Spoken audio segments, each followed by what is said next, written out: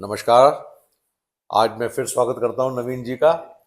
और नवीन जी से आज हम चर्चा शुरू करेंगे। नवीन जी, मेरा सवाल ये है कि जो हमारे ट्रम्प साहब थे, जो नोबेल प्राइज के एस्पिरेंट थे, वो क्यों जो है ईरान में जो है धूम चड़कौड़ी मचाए हुए हैं, बमबारी करे जा रहे हैं? क्या कारण है इसका? देखिए रिजा जी, अ, उसको कई बार तो कॉन्स्पिरेसी थ्योरी और इस तरह से कह के लोग डिस्कार्ड करते हैं, लेकिन पॉइंट बड़ा वैलिड है।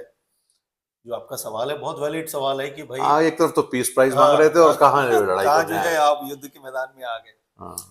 तो आप देखोगे क्या है कि ना, जो हम एक स्टोरी बात कर रहे हैं बार बार डी डॉलराइजेशन से लिंक करके कि भाई ये गेम जो है ना, it is again link to the de dollarisation process. अच्छा। कैसे? हम्म। जैसे डॉलराइजेशन हुआ, हमने बताया कि कैसे कैसे आपने दुनिया को डॉलर सप्लाई करके अपने कब्जे में लिया। बिल्कुल। अब dollar has become a bomb.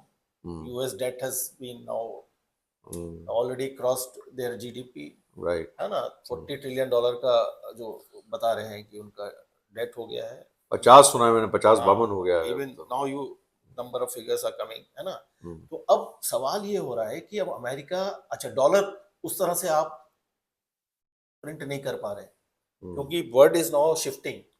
Word is not basically, वो जो डिमांड थी ना, जो बात हो रही है कि दुनिया के जो फॉरेन रिजर्व्स में किसी जमाने में 76 70 80% तक जो है डॉलर रिजर्व रहता था, आज वो घट के 50% तक आ गया है। हम्म। तो डॉलर की डिमांड कम हो रही है। जी। तो अब अमेरिका की जो अनलिमिटेड प्रिंटिंग की कैपेसिटी थी, वो खराब हो रही है, खत्म हो हम्म। रही है। तो दैट इज ए प्रॉब्लम। तो खैर, जो हम फिर अब इस बैकग्राउंड में हम अपने सवाल पर आते हैं कि ट्रम्प साहब जो अभी तक नोबेल पीस प्राइज के एस्पिरेंट थे, तो अचानक से उन्हें क्या हुआ? जो आप याद करिए कि अचानक से ना नोबेल पीस प्राइज को ट्रम्प ने एज इफ कि ही वाज, मतलब कभी भी ऐसा लगता नहीं कि कोई प्रेसिडेंट इस तरह से मतलब कटोरा पीछे लेके पड़ जाए कि मुझे कटोरा दे दो। कटोरा लेके जो है नोबेल पीस प्राइज के पीछे पड़ जाएगा। That was unheard of and it was laughable हाँ। To an extent. राइट। ठीक है, तो लेकिन आप देखो कि उस साल का नोबेल पीस प्राइज किसको मिला? वेनेजुएला की अपोजिशन के लीडर मारिया मैचाडो को। हाँ, जी। ठीक है, तो मतलब अब आप इस एंगल से अगर आप इसको एनालाइज करिए कि ट्रम्प उसको इतनी हाइप पे ले गया हम्म। नोबेल पीस प्राइज को, और ultimately it was given to the opposition leader of Venezuela. ठीक है, and finally what you did, आपने वहां के प्रेसिडेंट को उठा के हाँ जी। अपडेट कर लिया, और आपने आप। उसका रिजीम चेंज करने का पूरा कोशिश किया। जी। ठीक है, जी। Though it doesn't it it it fail to happen कि वो अपोजिशन लीडर पावर में आ जाती। हम्म। लेकिन अगर आप उस एंगल से चेक करोगे, तो क्या किया अमेरिका ने?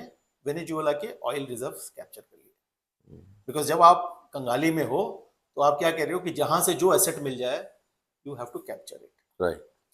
अच्छा, उसी फ्रेम में देखोगे कि वो बड़ा सक्सेसफुल ऑपरेशन रहा, एंड आपने देखा कि भाई ट्रम्प साहब ने कहा भाई हमने तो बिना एक शूट करे सीधा उठा के ले आए और फलाना फलाना, और राइट। पूरा वेनेजुएला के ऑयल रिजर्व्स अमेरिका के कब्जे में आ गए। हाँ। ठीक है, similarly on the same way they thought they could do with Iran also. Hmm. तो इसराइल और अमेरिका का जो अटैक हुआ, खमेनी साहब को आपने सीधा उड़ा दिया, हम्म। एंड एज इफ जैसे वहां पे तो वेनेजुएला के प्रेसिडेंट को अपडेट किया, खमेनी को उड़ा दिया आपने। दो, अगर यहां पर भी आप देखोगे ईरान में, there attempt for a regime change failed. आप देख रहे हो ना, पहली पहली अटेम्प्ट फेल हो गई, खमेनी को डिथ्रोन नहीं कर पाए इन्होंने, एक सिविल अनरेस्ट पैदा करने की कोशिश करी। जब वो फेल हो गई, then they did the killing. और उस किलिंग के बाद जो जो वहां से जो मतलब अनएक्सपेक्टेड रिएक्शन आया, जी। वो इन लोग को समझ में नहीं आया। इन्होंने सोचा वेनेजुएला की तरह से कार्यक्रम हो हाँ, गया। इन्होंने सोचा कि जाएंगे पीटेंगे, कब हाँ, जाएंगे। हाँ। पर वहां से जो है उल्टी पिटाई शुरू हो गई। वहां जो है अनएक्सपेक्टेड रहा। तो आपको हम्म। ये मानना पड़ेगा कि ये सारा गेम बेसिकली पीस प्राइस का भी नहीं था, ये उसी स्क्रिप्ट का पार्ट चल रहा है। हम्म। तो now US basically trying to capture as many asset, क्योंकि अभी आपका दुनिया में वेनेजुएला को उन्होंने कैप्चर कर लिया। Now Iran is also having a huge oil reserve. हम्म।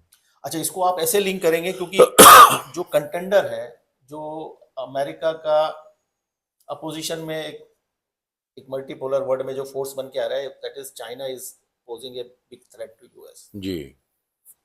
तो वेनेजुएला के ऑयल रिजर्व्स को कैप्चर, वहां वेनेजुएला से कहां से आता था? चाइना जा रहा है, युआन में सप्लाई हो रहा है, ठीक है। वेनेजुएला से चाइना जाता था पहले पहले प्री ट्रम्प। तो ट्रम्प साहब ने उसको कैप्चर करके वो चाइना को फ्रीज कर दिया, ऑयल रोक दिया उन्होंने, रोक दिया।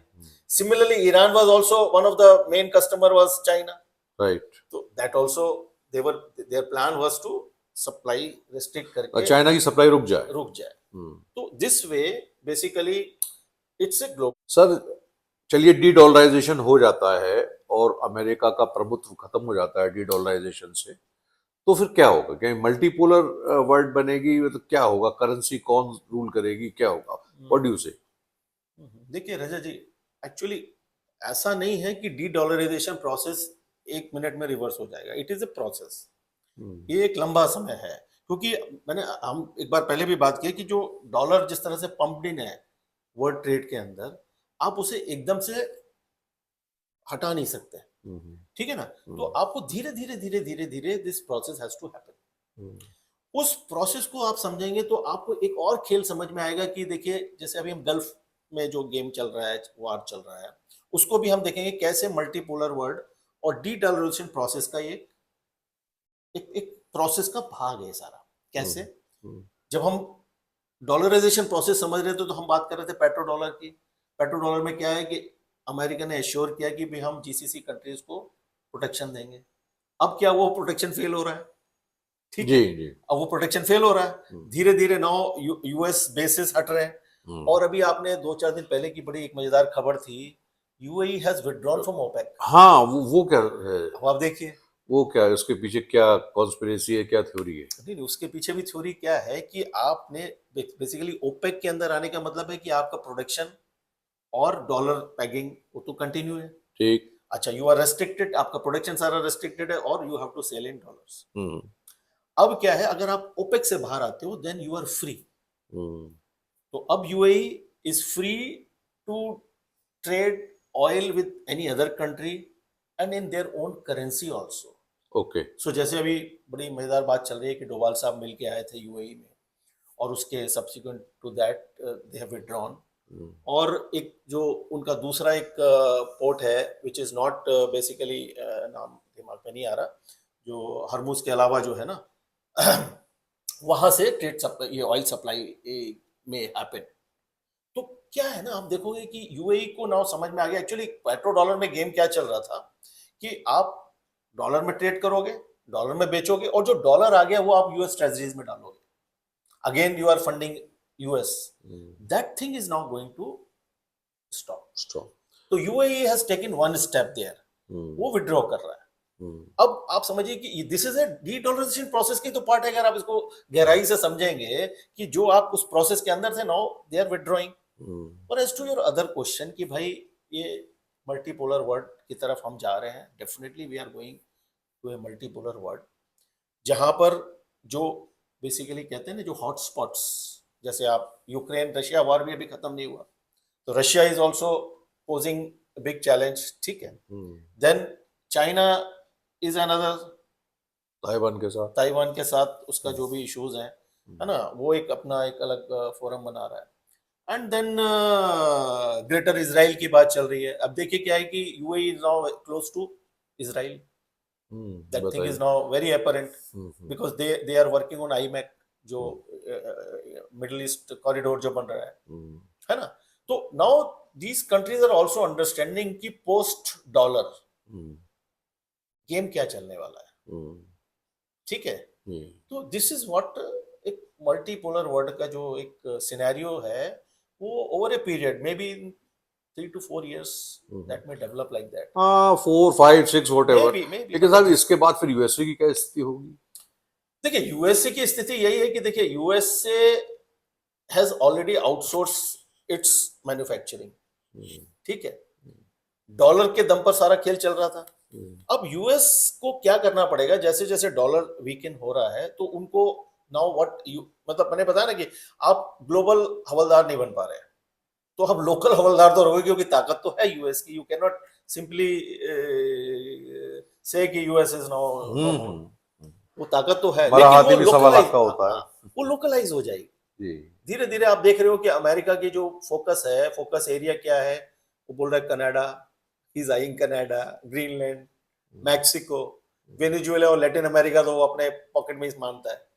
तो that way they wanted to keep asset. देखिए अमेरिका को क्या चाहिए, उसको अपना ऑयल चाहिए, एनर्जी, एनर्जी सिक्योरिटी चाहिए, food they are rich enough, and then water supply from Canada and all, because आप देखोगे अगला जो जो जो गेम बनेगा दैट विल बी टुवर्ड्स और कनाडा, है ना। वो जो वो तो कनाडा कहते को हैं बोल कि रहा है 50 अपना हाँ, स्टेट बोल रहा है ना। पहले से ही बोल रहा है उनको हाँ, अपना स्टेट, हाँ, शुरू से ही बोल रहा है वो तो। हाँ। चलिए सर, अच्छा इसमें फिर चाइना रशिया का क्या रोल रहेगा अगर ऐसी मल्टीपोलर वर्ल्ड देखिए में? मल्टीपोलर वर्ल्ड में मैंने बताया चाइना, रशिया, जैसे ब्रिक्स कंट्री जिसको बोल रहे थे ना, जी। तो ब्राजील में नॉट बी दैट वे, हालांकि टेक्निकली तो ब्रिक्स का पार्टी है, लेकिन जो उसमें जो प्रोमिनेंट कंट्रीज जो रहने वाली है, रिक मान लो आप, है ना, और Russia, India and China, that will be the major player. और उधर आप इसराइल है ही है आपका, है ना, ग्रेटर इसराइल की बात हो रही है। इजराइल क्या अमेरिका का साथ छोड़ देगा? नहीं नहीं, देखिए अगेन साथ के लिए अमेरिका भी इस खेल का पार्ट रहने वाला है। मैंने अच्छा। बताया ना कि क्योंकि मल्टीपोलर वर्ल्ड में यू कैन नॉट से कि अमेरिका के दम पर बनेगा, अमेरिका विल आल्सो बी पोल, अभी तो यूनिपोलर है, मल्टीपोलर में अमेरिका विल आल्सो होल्ड, हाँ, शक्तियां बढ़ जाएंगी। शक्तियां बढ़ जाएंगी, लोकलाइज हो जाएगी। तो अमेरिका का जोन हो गया भाई अपना अमेरिकन कॉन्टिनेंट, लैटिन एंड ये नॉर्थ अमेरिका, ठीक है।